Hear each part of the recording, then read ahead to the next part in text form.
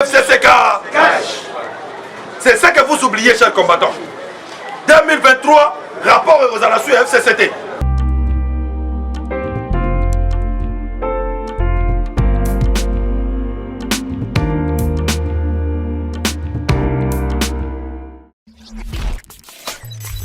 Moi, le Parlement, ceux qui vous savez, le peuple congolais a causé la fatigue à dissoudre le Parlement. Le peuple congolais a dissoudre le Parlement.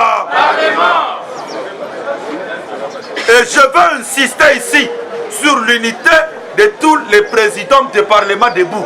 Pourquoi? Les collectifs, il y a Parlement debout et ça les makana boule, il y a qu'on partager l'information. Donc ceux qui ont un lobby A, Chola lobby A, Yokaso lobby A, Makambiangana loba A, Chola loba B, Okuna loba C, et ça copie sa faiblesse à niveau il y a eu de... Voilà pourquoi les combattants doivent demander au président du Parlement debout. Makambiago se contredire, Rwanda. Ça fait de nous une faiblesse. Idopes, viva! Viva! Message aux anangote, ceux qui m'ont dit profitez quand même, qu'elle peut partager. Voilà pourquoi nous demandons que Toboy Makambouya improvisation. Donc, vous voyez, au solo, il y a un cadre de l'autre côté, oui, généraux ne sont pas démissionnés. Non, non, non, non. Non, non. Les États-Unis d'Amérique ont demandé que les généraux ça c'est l'ambassadeur Mike Hamel. Mais le chef de l'État ne sait pas prononcer là-dessus. Alors ce qu'il faut repérer ces formations dans les alliés, l'ambassadeur qui boye et le président de la République qui boye na boye. Ce que les généraux on a pas contact réunion. Mais comment expliquer président à l'occasion de rien à bien ici de solidité à 5 ambitions de démissionner. Vous savez que c'est l'armée qui protège aussi les pouvoirs. Les avons voté. Abotika makambo kende molo oya kolongwa longwe awa tozolo basi banda kolela. Lelo toutes les frontières Kasumbalesa, au beach, au aéroport, au garde rapproché, chef de l'État lobby, il faut toba. Zakan. Le FCC nangambu ya kisantu. Tosutu kaboye mukola suka kabila ya kata salini. Mais les gens vous disaient ici, merci parce que ma caméraman quand même Bazali. Non, le temps dans Zoloba, tu passes devant tous les combattants. Il faut aussi supporter ma caméraman Nabiso. Parce que Tozoloba, Tozo et des bateaux à Banda, pas me caper cause de vérité Zani. On n'est pas combattant 500, 1200, 300. Attends, les bêtes pour Mataboui. Voilà, Idopes, viva! Viva! Les lois n'ont pas insisté les lots comme Moko. Batou Baloba qui a un déngani n'anda quoi Kabila. Bakiti ezali na logo ya présidence. Et Makambounyo se Kabila tapis rouge. Et Makambounyo se boy na boy. Awa tozoloba awa. Kabila Nkolowana na kisantu ezala ki jeudi chez toi. Lobby na kisantu. Kiti Kabila fandaki. Kiti ya salle de feu. Siko batu nyonso wanda ko chabiso makelele. Vous savez hein, ceux qui doivent la batu, bazo bimandeti balingi fachi koleka biso. Mais l'autre on a pouvoir ôter. Bango souci na bango zani. Batini kabino bokende bongo bokende ko sala bêtise. Soit qui bo sali bêtise aller écapoter bakamati ba résolution. To ba proposition à Fayulu, ba tcheli bino na mesa. Oh non, nous devons appeler une table ronde. Bon, nous devons faire la réforme institutionnelle. Tolobi makambu ya réforme institutionnelle na mbokoyo. Abo! Ah ouais, Jacob Mututu. Il faut ayeba que élection zali. Na 2023 il a capé sa candidature. Maintenant c'est confirmé. Jean-Pierre Bemba, à 2023, à 2028, à 2033, à 2038, à 2150, Bemba Makambouya candidat à la présidentielle. Abou! Oh, bah, on change la loi. Oh, bah, on change la loi, car il y a besoin de personnes. Loi, il y a des personnes à pouvoir.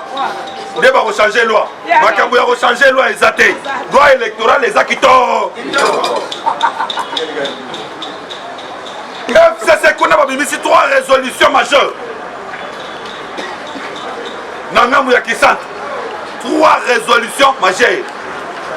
Selon les indiscrétions. Abi Kabila Gele Bango Nandema Diboma. Nous voulons d'ailleurs. Vous voyez bien que ceux qui Félix Tshisekedi mais nada. Mais maintenant là, chers combattants, boyebi ke CPI ezokita na Congo eza na tribunal oyo ekosalema mpona kojuge bato de 1997 jusqu'à 2018 sikoyo tribunal wana ekosala musala nango malamu tribunal wana ekosala musala kitoko yango kota na distraction te nalandi Paul Kapika oyo azalaka na UDPS akenda FCC l'air Top Congo ekei mpona kosala interview na Kisantu place bakotaki retraite FCC bayokani moto babimisi mpo aloba na kombo ya FCC babimisi Paul Kapika alobi boye na 2023 oyoka bato ndenge baye kojembela biso FCC bajembela UDPS te basala nini Paul Kapika azoloba boye na 2023 peuple akojuge lisusu FCCT mais peuple akojuge coalition FCCK. C'est ça que vous oubliez, chers combattants. 2023, rapport aux sur FCCT. Bilan aux FCCT. Topola, to gagné, to salamalam, to salamabé, bako juger des coalitions. Or, Lelo, le représentant numéro 1, il y a coalition, on a besoin de comme on est Félix Tshisekedi. Voilà pourquoi nous devons éviter la sortie de la distraction. Les discours ici, nous allons répondre. Alors, parce que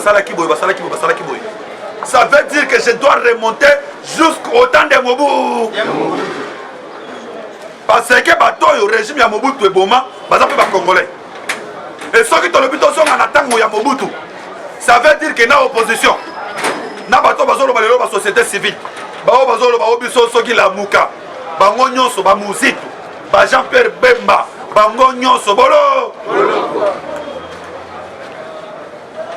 C'est dans quel pays Oyo kozo pouvoir okanga bandeko no nyonso quand même poyo gérer kaka non Fachi a dit ezala ba oba votanga ité bango nyonso nazali président na ba déjà makabunda tune question tolo bato te les autres kotambola ndenge bozo tambola oyoka tous ces otobenga nyangalaka tous ces nyangalaka ta pangistanais bazolo bani oh non président azala biso nyonso bino bozo commissaire toboité azala biso nyonso mes chers combattants c'est que vous devez vous mettre en tête les lois azala biso nyonso parce que ça peut diriger parce que ça kotambwisa malamu mukolo oya kolonga na pouvoir parce que après 2 mandats obligatoires on ne sait pas les réalités politiques qui nous seront imposées. Mais si quand il y a qui fâchent, des nations dirigées à échouer. Bateau bazolo bawana. Est-ce que bazolo qui échec qui a fâché et ça a bu son nyonso parce que ça qui président va congolais. Et échec est comme il y a eu de. Vous devez être vigilants, chers combattants. Message nanga ezali fixe et bien fixé clair. Parce que les lois bazolo ba aza président a bu son nyonso. Mais mukolo toropola ceux qui t'ont dirigé malamu te. Mukolo suka na bilan bakoya wana. Et puis, moi je vais vous dire une chose. Tout le monde qui président Facha a prêté serment. Bon, mon qui attitude, il y a Bandoki. Oh, il y a Facha, le qui tokandisa bango, Bali Bandeko, Jokande Bando. Président Sali Malaise, Azui. Mkolona na zakota cham. Azui Azelaye. Pas surtout que bon, moi na ma tellement à Tassanini. Le budget récupéré toute ma. Donc, mets ce téléphone. Vous devez comprendre, chers combattants, que Bisso va combattre faut une distraction. Voilà pourquoi l'unité de parlementaires debout est très nécessaire. Jean-Marc Kabunda tout le président question. Président, pour les mésotés, pouvoir, yo aux chefs ya batunyos. Mais yebango, pour le repos là, soko poli aux diriger, mais besoin simbaté. Échec. Et qu'on a la souci à pas pour qu'on les sauter. Échec et Gozala na UDPS. Batunyo so wana ba okoma omoni UDPS pouvoir ngo pena besoin ki yango. UDPS mais les azoloba n'importe quoi au reprocher à okoma non pouvoir les abisonyo. UDPS viva. Kobo iteza abisonyo so mais les combattants doivent être vigilants. Dans l'équipe au fanatique à la chole. Et là on mususu na kobakisa. Ezali par rapport il y a comportement. Oh, il y a un cabinet, il y a un chef de l'État. Vous savez, nous sommes tous dans le pouvoir. Nous ne devons pas dire n'importe quoi. Mais si tout continue ainsi, t'ont frappé. Il y a même des cadres de l'UDPS, des soi-disant cadres qui sont complices. Moussousou, Moussousou, baza ba cadre de l'UDPS, mais ba engagé bango na cabinet à Camer. Bazolo bate. Monter de toutes pièces. Je vous ai dit que l'UDPS, le pouvoir de Fachi, en a Benemi, Nakatia, FCC Cash, Benemi Moussous Bazali Banda.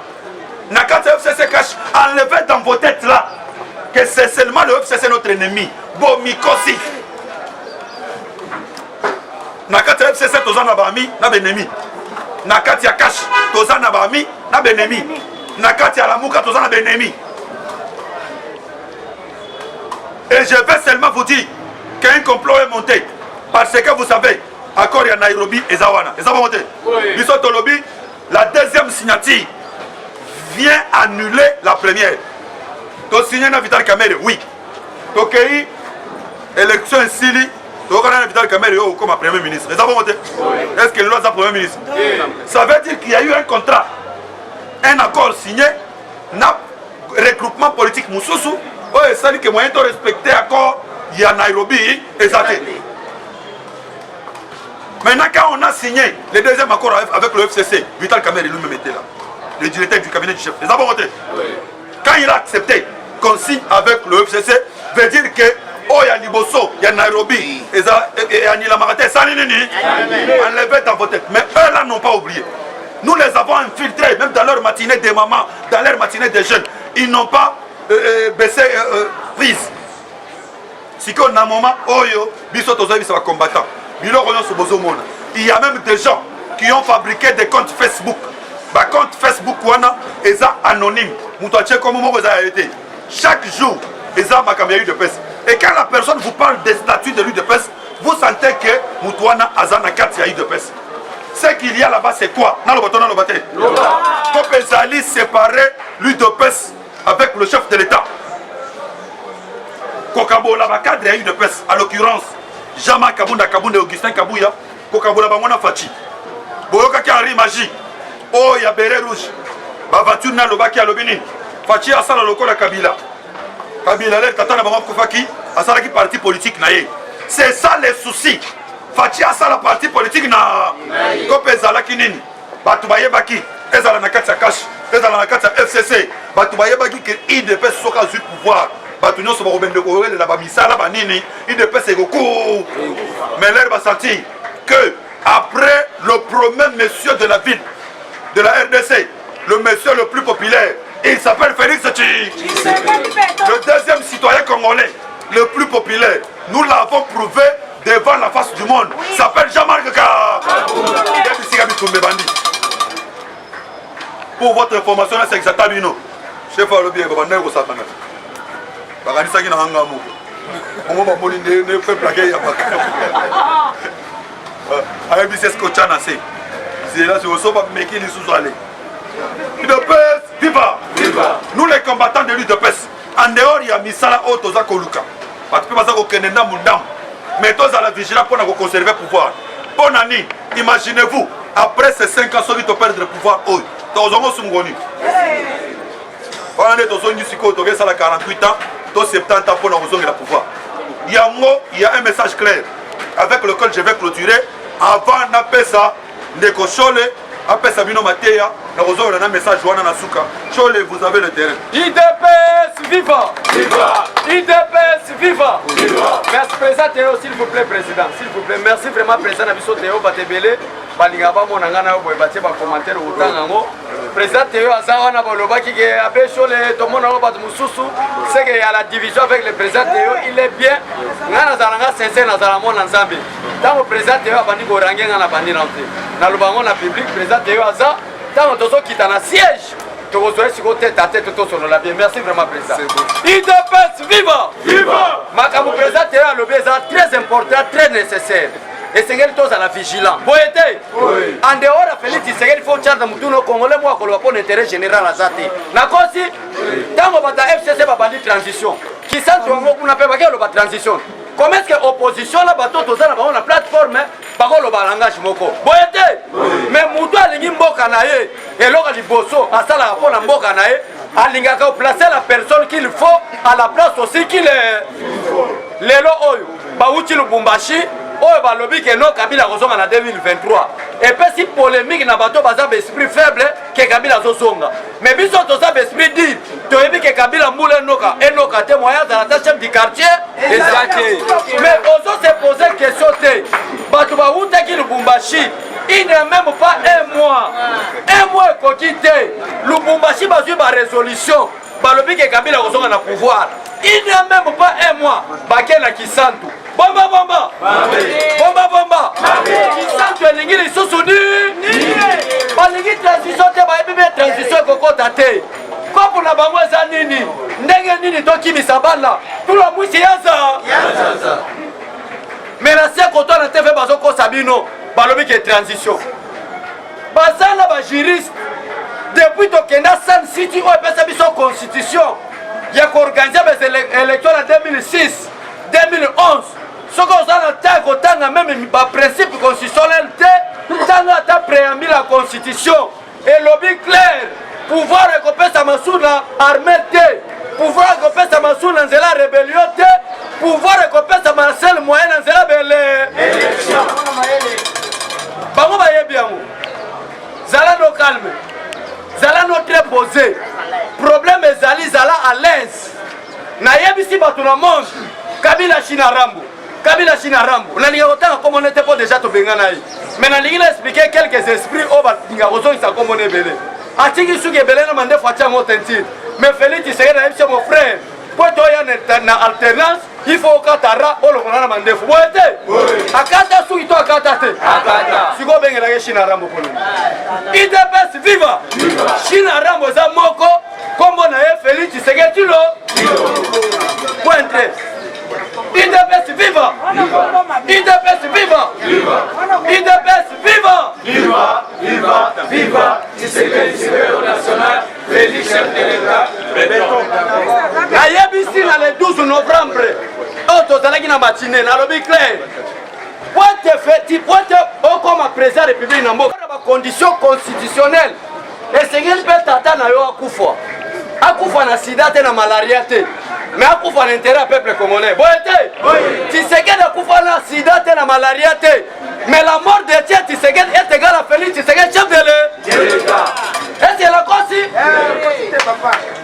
IDPS viva na remercier vraiment président Théo na message apesi ya unité nationale na ko soutenir ye tous les parlementaires debout esengeli tozala na langage moko division ba parlementaire debout ezosalaka batalamuka mpe bacréer parlement debout boye te or que phénomène parlement debout toyebi ke eza phénomène ya IDPS boye te e nayebisaki bino ke lamuka bakopanzana bible elobi les égyptiens que vous voyez aujourd'hui vous ne les verrez plus jamais mais lamuka bango bapanzani bemba na ce pays une année Moïse Katumbi ye wana ke makamune na sport deuxième vice-président soki ya FIFA or ke ba français baloba mutu na musala na Félix Tshisekedi musala ne politicien wana commissaire chef de l'État Moïse Katumbi musala sport yango ememi na FIFA est-ce na lobi mabe IDPS viva IDPS viva na Congo nzamba tinda batu mibale te pona ko changer bato nzamba atindaka mutu moko d'après yo depuis Congo eza Congo mutu atindi nzamba atindaka komona nani Félix Tshisekedi tilo nzambe po libere bana Israel azala na posa ya Josué te azala na posa ya Moïse boye te après Moïse fo aluka so mutu akoremplace Moïse boye te mpona koloba état de droit esengeli Etienne Tshisekedi wa mulumba Etienne akei il faut mutu aremplace boye te mutu aremplace c'est Félix Tshisekedi tilo yango wana kosekisa bino moke makambo wana tokolobango sikoyo te tokolobango après 10 ans Félix Tshisekedi wana azorasire yo olinga te Félix abeta 10 ans na pete mais yoka sikoyo baba kiunga alobi après 10 ans ya Félix Tshisekedi Tshilombo classe politique tofanda totala est-ce qu'il y a la paix est-ce qu'il y a la sécurité est-ce qu'il y a la gratuité de l'enseignement est-ce que maintenant il y a la discipline politique au sein de la classe politique congolaise soki tomoni ça va tobi alternance ekoti soki tomoni ça ne va pas Félix ko après tobengi Lambert mais de sala nini interpréter biso article 5 Je